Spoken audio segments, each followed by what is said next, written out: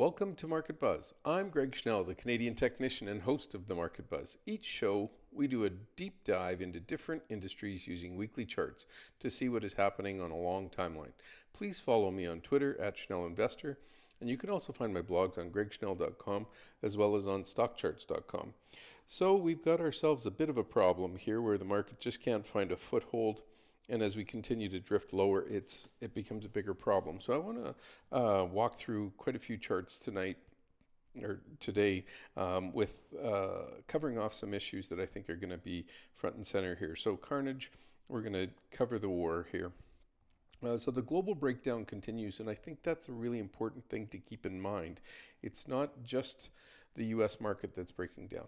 And so keep your hopes in check. And by that I mean, when the market moves as dramatically as it moved in this couple of weeks here, a whole bunch of things get out of sync.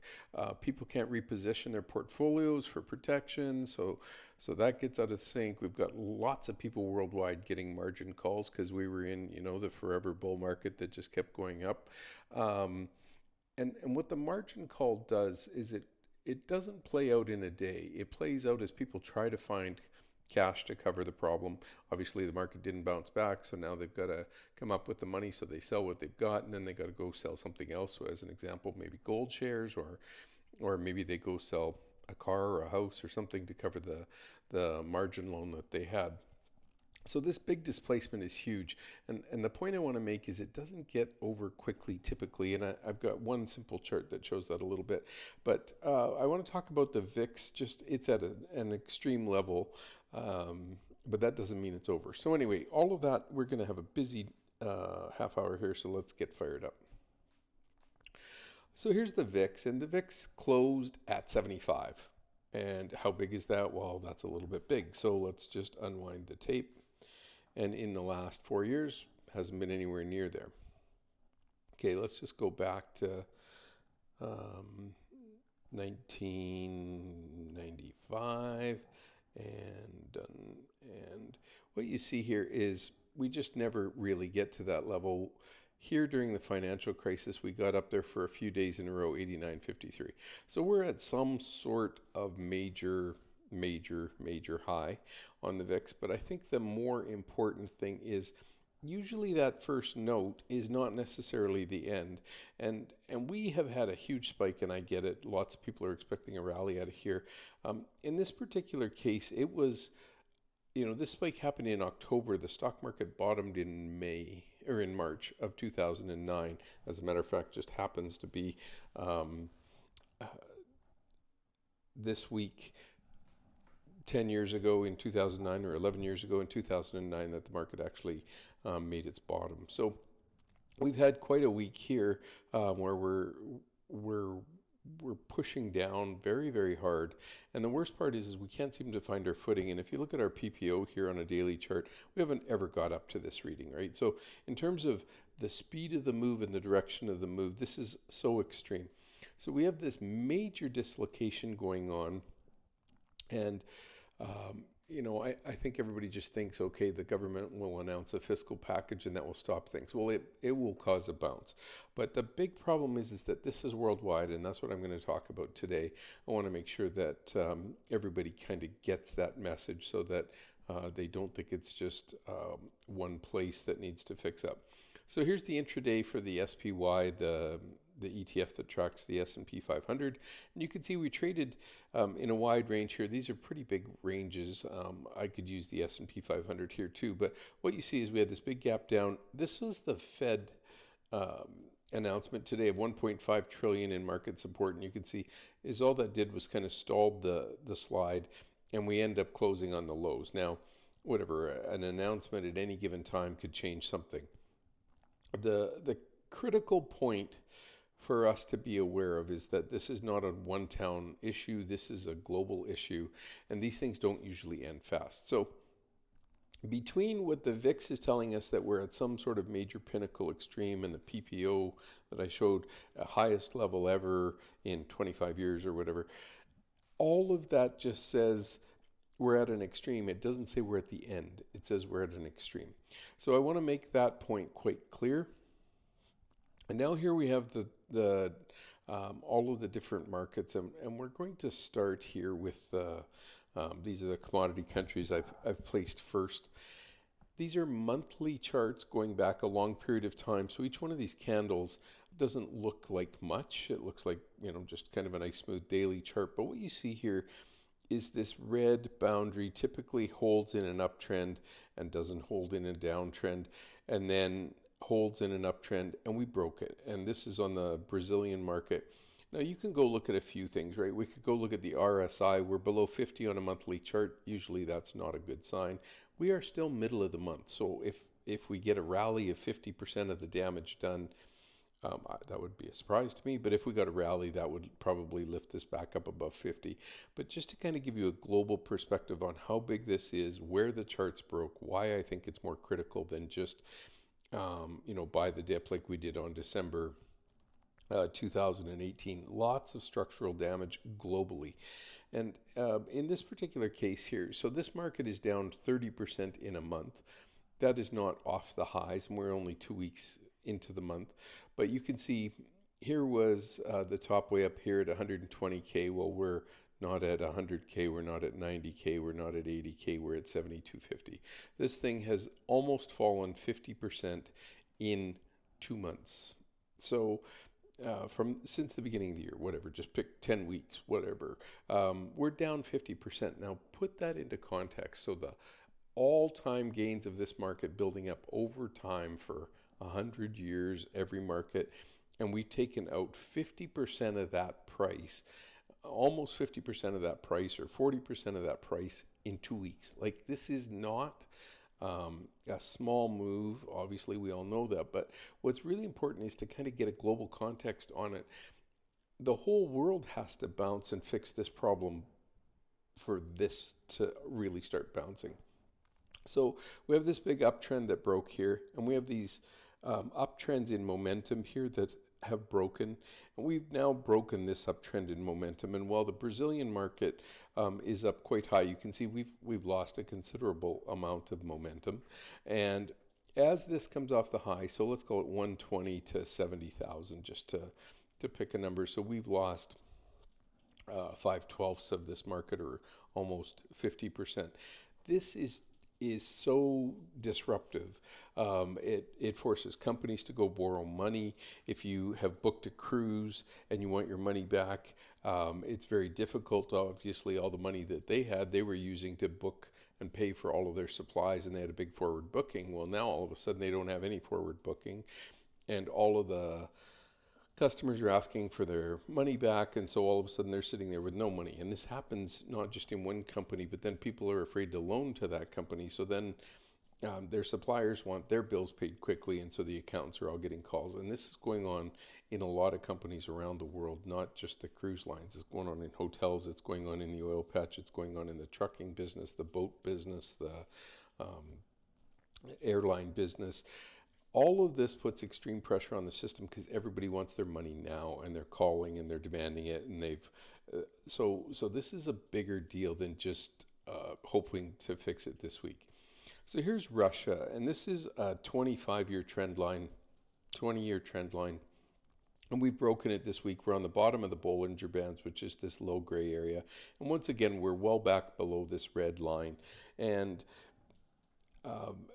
it's the oil price issue. That started 5 days ago. A lot of people think that's going to be over right away. The one in 2014, that was roughly September 2014 that the upsloping trend lines broke. And it finished, 15 months later before everybody could kind of get into an agreement. I'm not suggesting it's going to take 15 months. Hopefully it doesn't. But my point would be, it's a little early to be optimistic that what just happened on last week is going to get fixed soon. So in Russia, the big uptrend in momentum that's been going on for 4 years is now broken. We have a sell signal, and it's pointed south. So this is pretty bad, and it's also broken a 20-year uptrend line. Now, you're going to notice a whole bunch of things. A few things, if you want to watch this recording again, a few things I want you to keep track of. One is, where is the price relative to the Bollinger Band? And on this chart, the 20-month moving average in red is the middle of the monthly Bollinger Band. This is sitting on the bottom of it. And so if you just take every one of these charts and just say, where is it relative to its 20-month moving average? Is it above it or below it? When all of the world is below, that's a big problem. That's usually the kind of things we saw back in 2007, 2001. So really important place on the charts. What you see here is this uptrend is cracking. And when it cracks, what we want to be aware of is how big is the downside. Now, again, we're mid-month, but the whole idea is to get a feel for what's going on globally, because I think it adds to the understanding of when we're going to get out of this. Okay, so here's Australia. We're well below the 20-month moving average. We've also broken a 25-year uptrend, and we've broken the 10-year uptrend in momentum here, and we're heading down, and we're just above zero. Now, we've got a whole half a month left to get through. Let's just say price holds here. Fine. We've still got a sell signal on everything.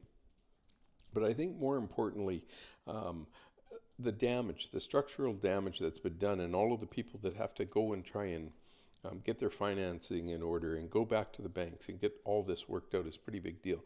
So here's 7,300. We dropped to 5,400. This is down 17% this month, another, call it 10 or 15% last month. Again, we've wiped out an entire stock index, and we've taken 25% off the top in literally a couple of weeks.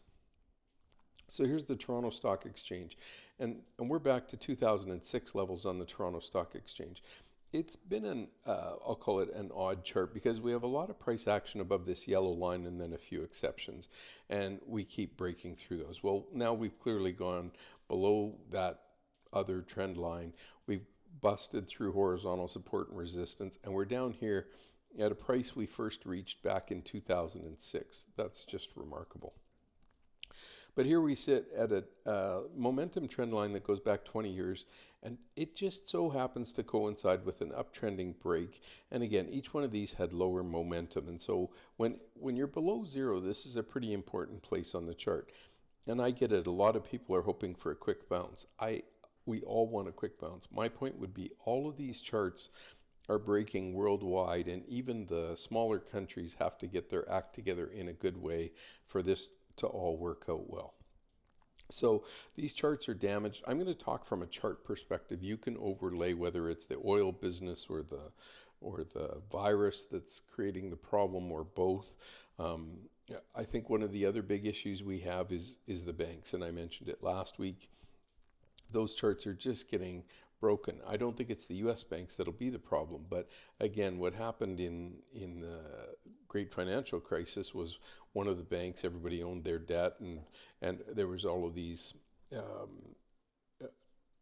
CDSs, I think they were at the time. There was mortgage-backed securities, and when we had all of the financial stuff so crossed between the banks, when it started to fracture, it took a few months, but it was like Bear Stearns broke in March, and then Lehman, it pushed them down by September. So again, it's not a couple of day thing. It's the problem is the glue going to come unwound in some of these banks, and not necessarily the U.S. banks, because they recapitalized, but they still have a lot of relationships with the rest of the banks in the world. So here's the Shanghai Composite going up for 20 years, and you're sitting right up here near the highs. This is trying to hold on. Again, this chart's been so weird for this month. I have trouble using it right now. It doesn't seem to reflect any reality. So here's Hong Kong, and it's broken its 15-year uptrend. And horizontal support and resistance, I'll call it 29,000. It's been struggling to get back above that all through last year. And now it's broken down. It's broken to new 3-year lows. It's broken the uptrend so far this month. And again, the uptrend in momentum is broken, and we're now down below zero. So this is a pretty important place on the chart. And again, this is after the uprisings in Hong Kong and the COVID-19. So this chart's got a lot of pressure on it from different perspectives. But anytime it goes below zero, that's a cautionary place. So this is a pretty difficult thing to see on this Hong Kong chart, and especially when you compare it to the Shanghai chart that shows no actual price movement. Looking at the Kospi, so the Korean Stock Exchange, you can see that the big long uptrend broke in 2018 and it's been wobbling sideways. But we just broke to new 4-year lows this week, and we're very close to breaking to new 9-year lows. So this is pretty exceptional. The momentum curve had already been below zero, as you can see in the zoom panel here, and then came up, tried to cross, and failed. Now, momentum, when it breaks below zero and continues to go down, that's a really big deal. So I'm very concerned here that this chart is heading south. And again, this is a mid-month review, but look when this chart went below 50 on the RSI, and it's been there for a year and a half. It doesn't get better. So a lot of these charts, whether you use the RSI, the 20-month moving average on the chart, the red Bollinger Band line, or the PPO, what direction is it? Has it broken a long-term momentum trend line? Is it below zero? All of those things add up to tell us a picture of the global markets, and having them below zero. Remember Hong Kong going below zero, the Kospi going below zero. We're going to see that quite a bit, even though we're just a few weeks off the high. So here's the Nikkei, and it's on its third lower high here. And what we're worried about is it's just barely above zero. Now this is, I think in overnight trading, it's down in the 16,000s tonight. And I'm recording this Thursday night for Friday morning due to the fact that people aren't in the office to record this live from the studio. So what we see here is we're below the 50 again on this. This is the lowest RSI reading going back 8 years. This is pretty major, and again, we're mid-month, so something could happen to really shake this up. But we've got this horizontal support and resistance line trying to hold. It's clearly left the farm. And what we see here is this uptrend line is broken, which goes back to 2013. And you can extend this trend line all the way back down into kind of this range in here. The point is all of these uptrends are broken and momentum is going below zero. And just if you look at this chart, when momentum goes below zero, it's not really a place you want to be. So you're under the trend line, you're under the red 20-month moving average, and your momentum, not only was it declining, it's now pointing down and heading below zero. That's really what we call the winter position, and not that good. So here we have the Indonesian Dow, and again, this is just another chart from Asia, but what we see here is this uptrend has been broken. It goes back 10 years. We snapped it this week very, very hard. We had lowering momentum, and again, the point I want to make about all of this momentum going down is it has been declining for a long time. So while the stock market makes its final high, your momentum is just starting to fall below zero. Well, this chart is below zero. It has been, it gave a signal, 6 months ago and hasn't been improving much. And all of a sudden it's really falling away.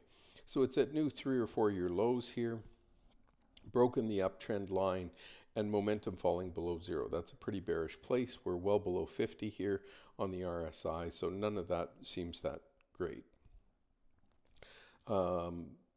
India has the best demographics in the world. So this is one of the most important charts because it's got a lot of people and good demographics. But here's the problem. We've had lower momentum on this chart for years and years and years. I don't make these lines up. I don't adjust any of these settings. These are just straight out of the box settings for this momentum indicator. I use them on the daily, the weekly, the monthly. I don't even change them. But what you see here is a big uptrend in momentum that was going on and a big kind of lowering of the peaks. So rising lows and lowering peaks. Well, what are we doing right now? We're breaking this trend line. And it's been just holding up against the top of this trend line, and it was like, oh, could we please break out to the upside? It has not been able to do that. So let's get back and look at price. It's below the lower Bollinger Band. It's below the red 20-month moving average. It's below the trend line. This is a problem. RSI is below 40 or below 50, and it's 50 on a monthly chart, 40 on a weekly chart is kind of the important levels on an RSI.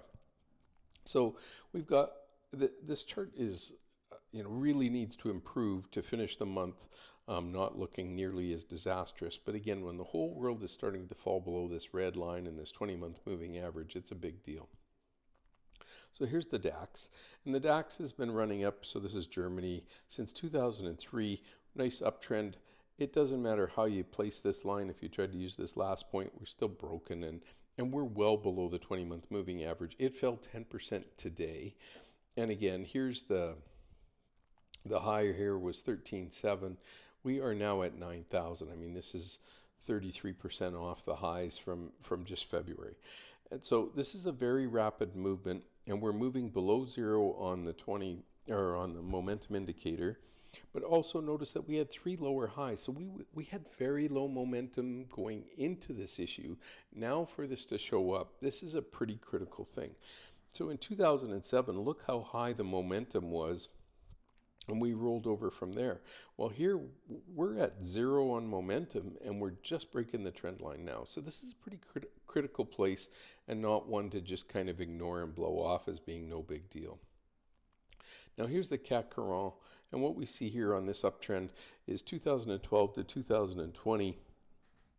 The trend line is clearly broken, and again, same issue on that momentum, third lower high. We are sitting just barely above zero. Again, we're mid-month. Let's watch where we finish. But it would be unbelievable for us to reverse this entire move from 6,000 down to 4,000 that's happened within the space of the last week of February and the first 2 weeks of March. So this is a pretty significant destruction. And again, these big uptrends, when they break, they're really important. Okay, getting on to London. So here is Great Britain, and what we see going back to 2013, we're hitting new 7-year lows on this index. Again, it's so important to just take big picture thinking and go, this was 350 at middle of February, and all of a sudden this thing's 240. So 30% of the wealth built under these stock markets in 1 month gone. This does not recover that quick, but their momentum is already below zero. Look at how low the bounce was, just barely above zero and starting to fail. And so you had a 15-year downtrend in momentum, and now on each one of these lows, we were holding above zero. As they announce Brexit, this thing starts to unwind. So really, really a difficult spot on the chart. And you can see we were holding around 50 on the RSI, and we start to break down. All of these are major signals that something has changed. And so as we go around the world, so we started in Asia, now we're in Europe. As we go around the world, it's important to just be aware that this is not going to be, there's going to be central banks around the world trying to work together this weekend or whatever and get something going, some sort of fiscal monetary package to whatever, ease the people that had to stay home or whatever. The issue is it's not just a few days here. This is a bigger problem. So here's Indonesia, horizontal line at 190, Italy, horizontal line at 190, goes back 10 years. We've broken down here. We're at new 6-year lows. We've broken the uptrend. We've broken the uptrend in momentum, and we're right at zero. So we're sitting here in a very delicate place. Again, this country has some of the highest debt in the world, second only to Japan, and then on a debt to GDP ratio. And then the issue we have here is all of a sudden momentum going below zero after the third lower hump. So what that means is like a basketball, you bounce it and the first bounce is high, the next bounce is lower, the next bounce is lower, and eventually it just doesn't have the energy to bounce anymore and it just falls. That's where we're at. So all of these charts look very damaged. Again, we're only mid-month. So here's the S&P 500, and we have now broken this big giant uptrend line. I think that's pretty important. We also have a series of lower highs, lower highs, lower highs, and now we've broken the uptrend line on the momentum indicator. RSI is below 50, hasn't been there since really 2009, but more so 2010-11 had brief dips into the territory. When we broke it in 2007, that was a pretty good clue. We've clearly broken it here. So just keep in mind, all of these charts worldwide are telling us the same story. Now, the only market in the world that hasn't really broken a trend line yet is the NASDAQ 100. And its momentum indicator has rolled over, and we're still trying to deal with this big 17-year uptrend line off the bottom of the tech bubble rising here. So all of these charts are pointing to a very difficult space, and again, you can see the RSI is still holding above above 50, so it's still in bullish territory. Everything is still intact. But every other chart I pointed out doesn't enjoy that. Now, if we look at West Texas, this chart's got a problem. We just went below zero here a few months ago. Well, we went in late 2019, and now all of a sudden we've accelerated lower, and obviously the news this week out of OPEC didn't help. But this thing is clearly another big problem for the globe. Typically, a lot of the emerging market countries produce commodities. So to have the price of the commodities fall off the table is a really big deal. And again, my point was at the beginning of the year, if you're ignoring the downtrend in commodity prices, that's a problem. Well, here we are a few months later, and the commodity prices had given us a nice clue. This whole thing is literally impaling itself. So that is terrible. Now, lastly, gold's a big deal here. The chart has been trying to go higher, but still the gold stocks have sold off in a big way, because when it comes down to a financial crunch, it's really important for you to make sure you get your money out, so people are selling their gold stocks regardless. I do want to point out one thing, and that is that I have I created an article here, a replay of oil and the Dominoes, and what I would appreciate you doing is just take a look, go through the testimonials and read this paper. It talks about how oil affects the economy as it rolls over. We also have the COVID-19. So anyway, I do have a subscription sale here that goes on until the end of March. But what you see here is if you use the code NETWORTH1, you'll get a discount of over 40%. And these are some of the testimonials from people that have written in and talked about how I helped them miss the move down, but more importantly, I'll also help them get back into the market on the lows or near the lows. So if that is something that would help you out, I'd appreciate the support of my small business that I'm trying to start up. So anyway, with that, take time to go through and look, but I think this oil in the Dominoes article, you'd be amazed as you flip through it. Just how this red line moves as you scroll, and this is index or industry after industry that topped as oil started to move down, and how they all got affected. Okay, the last point I want to make is all of the advanced decline line data have really been broken down hard, and what I did with this red line was just say, you know, when we started to really break down in 2015, how long did it take? Well, this red line shows quite a period of time in here. And here we are over in 2018, and it showed us kind of being depressed for almost 18 months. So we're on our first couple of weeks. And so the issue here, you know, it would be very rare for this to be this big and overnight. So I want to just kind of set the expectation that these downtrends are not usually instantaneous. They're months long at least, maybe years long. We're in the opening inning of the game. So try and make sure you're protected. Okay, so thank you for taking the time to join me on Market Buzz. Market Buzz airs Wednesday and Friday at 10:30 a.m. Eastern Time. You can also see the recordings on StockCharts TV YouTube page.